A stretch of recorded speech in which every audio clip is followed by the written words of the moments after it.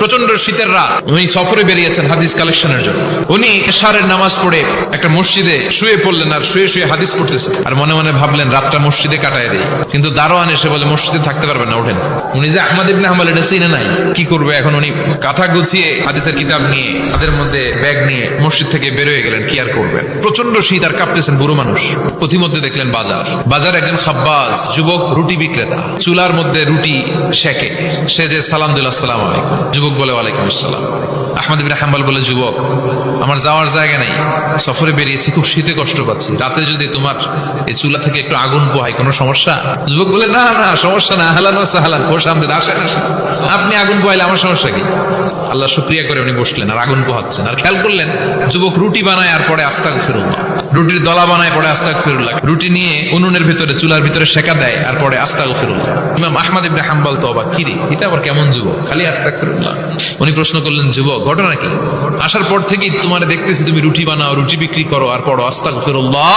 যুবক বলে, আস্তাগফিরুল্লাহ আমার সবচেয়ে বেশি পছন্দের আমল, আমি সব সময় আঠার মতো ইস্তেগফারের সাথে লেগে থাকি আর সব সময় পড়তে থাকি আস্তাগফিরুল্লাহ, আর এর বদৌলতে আল্লাহ আমারে মুস্তাজাবুদ দাওয়া বানিয়ে দিয়েছে।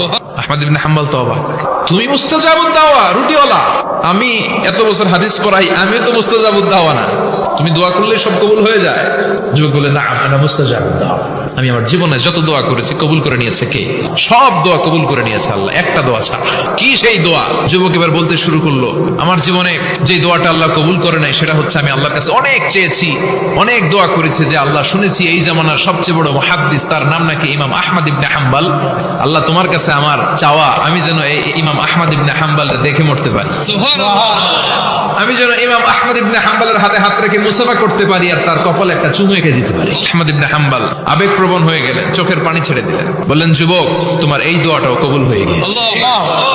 আহমদ ইবনে হাম্বলের দেখা সাক্ষাৎ পাওয়ার জন্য আহমদ ইবনে হাম্বলের বাড়িতে তোমার যাওয়ার দরকার নাই, আহমদ ইবনে হাম্বল তোমার দরবারে ছুটে এসেছে।